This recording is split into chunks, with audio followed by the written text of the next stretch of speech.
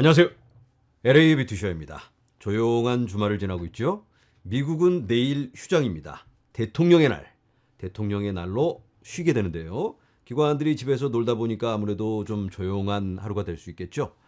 이렇게 거래량이 낮은 주말이나 공휴일 이럴 때는 별일 없이 지나갈 수도 있겠지만 세력들이 탁 노리고 있다가 작업을 칠 수가 있습니다.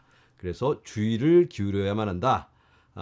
시장에 큰 변화가 있을 때는 그냥 또 뭔가가 일어나나 보다 하고 지나가면 또 원위치를 찾아가기 때문에 그런 부분 참고하시기 바랍니다. 자, 이번 영상에서는 지금 진행되고 있는 중요사항, 여러분들이 꼭 아셔야 되는 내용 함께 나눠보도록 하겠습니다. 자, 먼저 화면에 보이는 이 남자 누구죠? 아르헨티나의 대통령 밀레이 대통령입니다. 그런데 이 사람이 조금 골치 아픈 일에 지금 연루가 되고 있습니다. 아르헨티나 변호사 밀레이 대통령을 암호화폐 홍보 사기 혐의로 기소. 아니, 대통령을 기소를 한다. 이 사람이 무슨 일을 저질렀을까? 암호화폐 관련이라고 하는데 화면에 보이는 이 조금 음산하게 보이는 이 남자와 일을 저질렀는데 이 사람의 꼬임에 넘어가서 밈코인을 발행했다고 합니다. 본인이 발행한 게 아니고 이 사람이 주축이 돼서 뭘 한다니까 오케이 좋다 하고 이제 본인이 트윗에다가 이걸 멘트를 날립니다. 이러이러한 이유로 아르헨티나에 도움이 될 수 있는 그런 프로젝트다라고 소개를 해버리는데요. 이 코인의 컨트랙 주소까지 이렇게 기재합니다. 컨트랙 주소가 있다는 건 무슨 의미죠? 이걸 찾아서 코인을 살 수 있다는 얘기입니다. 솔라나 기반의 민코인인데요. 아니, 이 사람이 왜 이런 일을 했을까? 본 게 있잖아요, 본 게. 트럼프가 밈코인 발행해서 재미를 봤잖아요. 그래서 그걸 보고 우씨, 야, 나도 한번 해볼까? 이런 생각이 들었겠죠. 그런데 아까 그 사기꾼같이 생긴 그 남자가 찾아와서 대통령님, 이거 한번 하면 얘 대박입니다. 이 나라를 살릴 수도 있습니다. 뭐 이러면서 꼬드겼겠죠. 그래서 이 사람이 오케이 하고 진행을 했는데 문제는 러그풀이 일어납니다. 이 코인의 시총이 45억 달러까지 올라가요. 대통령이 펌핑을 하니까 너도 나도 다 삽니다. 트럼프 밈코인을 통한 학습 효과가 있었겠죠. 그런데 여기 인사이더가 8,700만 달러를 출금해서 튀어버립니다. 그러면 코인의 가격은 어떻게 될까? 떡락을 해버리죠. 녹아 없어집니다. 5시간 만에 95% 하락. 밀레이 대통령 무슨 일을 한 걸까요? 자, 이 사람이 자신이 프로젝트를 지지할 당시 프로젝트 세부 사항을 알지 못했으며 토큰을 출시한 민간 기업과 전혀 관련이 없다고 밝혔습니다. 그런데 때는 늦었다. 이 사람 잘 나가다 지금 이렇게 미끄러지고 마는데요. 지금 반대편 세력들이 단체 소송을 준비하고 있고요. 탄핵 위기에 처해 있습니다. 이 사람 왜 그런 걸 따라해가지고 말이야. 오늘의 교훈, 친구를 잘 사귀어야 된다. 그리고 잘 모르는 거 접근하면 안 된다. 코인 투자 잘못하면 이렇게 될 수 있습니다. 패가 망신될 수 있다. 우리도 경각심을 가져야 될 것 같습니다. 자, 그리고 이 코인을 발행했던 기반이 솔라나 기반이죠. 주피터에서 거래가 됐는데 주피터 관계자가 혹시 여기에 또 연루가 된 게 아닌가, 이러한 의혹 때문에 주피터 가격이 또 떡락을 하고 있습니다. 네, 안타까운 상황이지만 빨리 잘 수습이 되었으면 좋겠습니다. 자, 오랜만에 비트코인 현물 ETF 상황 함께 살펴보도록 하겠습니다. 2월 14일 금요일 7천만 달러 유입. 하지만 그 전날은 1억 5,600만 달러 순유출이었습니다. 그 전날은 2억 5,100만 달러 유출. 그 전날도 유출, 그리고 또 유출. 지난 한 2주 정도 코인 시장이 얼어붙었었죠. 그 모습이 여기에 반영되고 있지 않나. 자, 월가의 투자자들은 이렇게 방어적인 스탠스를 취하고 있지만 그것과는 상관없이 진행되어야 될 건 계속해서 진행되고 있습니다. 자, 최근 13F 파일링을 통해서 많은 기관들의 투자 현황이 보고되고 있는데요. 위스콘신주 투자위원회 3억 2,100만 달러 이상 BTC 노출 보고, 주 연금기금은 비트코인 노출을 늘리는 동시에 투자를 단일거래소 상장 펀드 ETF로 통합했습니다. 작년에 제가 위스콘신주 연기금이 비트코인에 투자를 하고 있다라는 소식을 전해드린 적이 있습니다. 그런데 그 비중을 늘리고 있습니다. 자, 켄터 피츠제럴드가 비트코인 노출에 올인했습니다.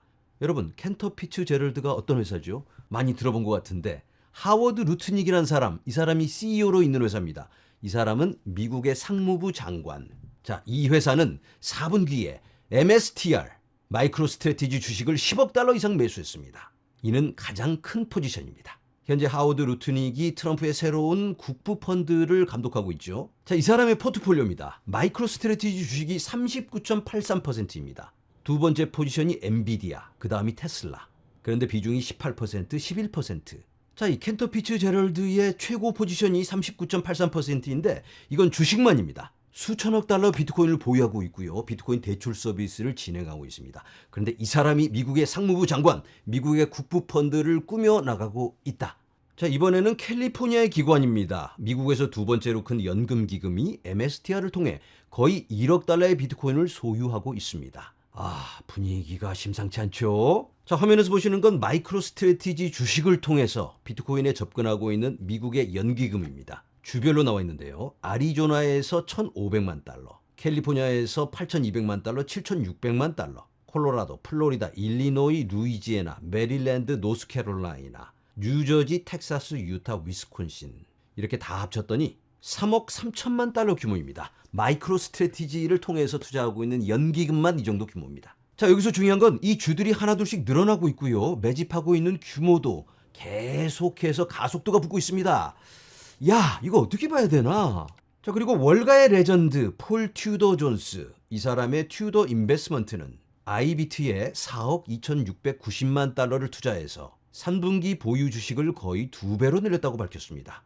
자, 제가 여러분들께 자주 말씀을 드리고 있습니다. 이런 영향력을 가진 사람들의 말에 너무 귀를 기울이지 말고 행동을 주시해야 한다.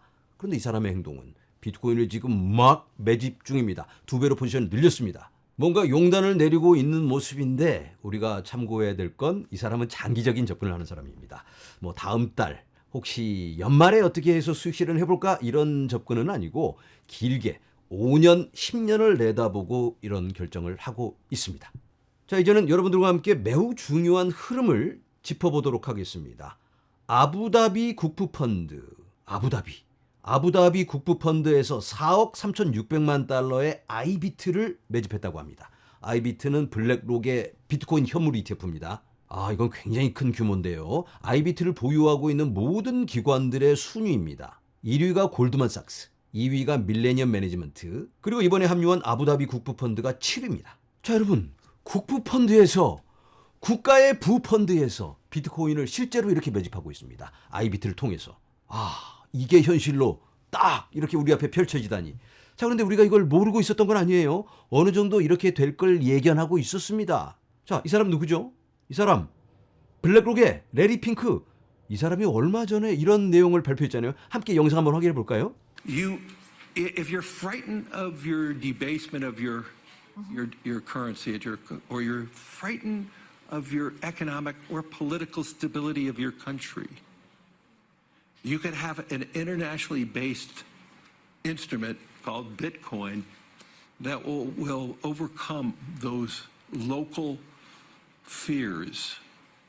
And so I'm a big believer in the utilization of that as an instrument.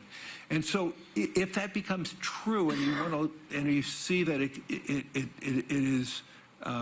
it could be a proper hedge against maybe hope securities or equities. Yeah. The question is, could you see a 2 or 5% allocation? I was with a sovereign wealth fund during this week, and that was the conversation. Should we have a 2% allocation? Should we have a 5% allocation? If everybody adopted that conversation, but it would be 500,000, 600,000, 700,000 per Bitcoin. 네, 저는 아부다비하고 두바이, 그다음 서울을 많이 왔다 갔다 하면서 블록체인 시장을 바라보고 있는데, 서울에 비해서는 훨씬 그 중동 쪽이 지금 훨씬 다이내믹하게 변하고 있습니다. 네. 그래서 그런 분위기를 좀 전달하고 싶은 게 몇 가지가 있는데요. 제가 지금 현재 일하고 있는 그 왕실이 운영하고 있는 국부펀드 블록체인 사업을 제가 정식 컨설턴트를 맡고 있는데, 이쪽에서도 지금 크립토 산업, 블록체인 산업에 어마어마한 관심을 갖고 있고 실제적으로 정말 많은 돈을 투자하고 있습니다. 네. 네, 저희가 지금 요즘 되게 그 느끼는 거는 두바이하고 아부다비에 이제 많이들 오시는데 블록체인 사업을 하러, 그 중에서도 그 비트슈아님께서 방송하셨던 그 블랙록, 네. 여기가 정말 많은 파장을 일으키고 있는데, 네. 지금 현재 블랙록이 들어와서 코인베이스를 통해서 지금 디지털 자산 거래소를 설립을 준비하고 있습니다. 자, 여러분, 작년 9월에 이 교수님이 아부다비의 국부펀드 상황 생생하게 전해주셨잖아요. 그때는 공감이 안 됐죠. 그리고 또 몇 주 전인가 레리 핑크가 나와서 또 본인이 국부펀드 관계자들과 만나고 있다. 그런데 비트코인을 살까 말까가 아니고 몇 퍼센트 담아야 되는데요. 2% 아니면 5% 이런 얘기를 나누고 있다라고 전해드렸습니다. 자, 그런데 여러분들도 느끼셨겠지만 아부다비만 얘기를 하고 있는 게 아니에요. 여러 많은 나라들이 지금 심각하게 고민하고 준비하고 있다. 이걸 우리가 알 수 있습니다. 그리고 미국도 이 상황을 째려보고 있겠죠. 야, 상무부 장관, 재무부 장관 지금 뭐 하는 거야? 저 친구들이 다 쓸어가고 있는데 이렇게 위기감이 들지 않을까? 이런 생각을 할 수밖에 없을 것 같아요. 상황이 좀 빠르게 진행되고 있는 것 같죠. 자, 이제는 은행 얘기를 좀 해보도록 하겠습니다. 화면에 보이는 스테이트 스트리트 그리고 시티은행. 시티은행은 자산 규모로 네 번째로 큰 은행입니다. 미국에서. 스테이트 스트리트는 자산 규모로는 14위인데 전 세계에서 블랙록, 뱅가드 다음으로 큰 자산을 운용하고 있습니다. 그리고 스테이트 스트리트는 비트코인 현물 ETF AP로 활동하고 있습니다. AP는 비트코인 가격과 ETF 가격을 맞춰주는 마켓 메이커입니다. 벌써 이런 은행들이 코인 관련 사업에 뛰어들고 있습니다. 그리고 시티은행은 실물자산의 토큰화에 대한 리포트를 심도 있게 발표한 적이 있습니다. 전 세계의 모든 금융자산이 토큰화될 수밖에 없다. 그걸 2022년에 발표했습니다. 자, 이 은행들이 이제는 비트코인 그리고 크립토라면 암호화폐 수탁 서비스를 시작한다라고 발표합니다. 여러분 이건 굉장히 중요한 내용인데요. 큰 변화의 시작이다. 이렇게 볼 수가 있을 것 같습니다. 아직까지는 암호화폐 수탁 서비스를 제공하려면 어떻게 해야 되는 거죠? 고객이 코인을 갖다 맡기면 이건 채무로 간주가 됩니다. 그래서 1대1로 이 코인의 비중만큼 현금을 가지고 있어야 됩니다.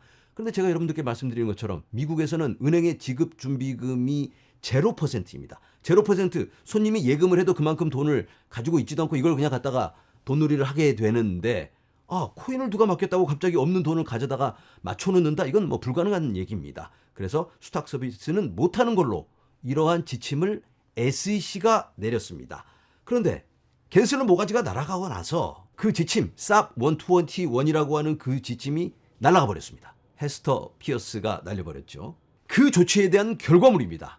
은행들이 코인을 수탁해준다. 이건 어떤 의미일까요? 지금까지는 사람들이 코인 투자를 할 때 코인을 관리하기가 무섭습니다. 이런데 넣어놨다가 또 복구 문구를 잃어버린다든가 털렸다 이런 무서운 이야기들도 있고 또 코인 거래소에 맡겨놓는 건 거래소 망하면 어떡하나요?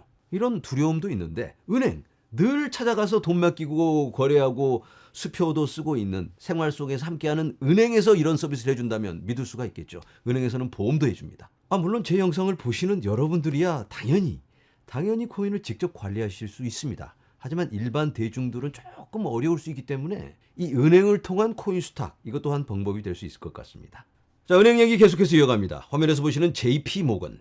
JP 모건이라면 제이미 다이먼의 JP 모건.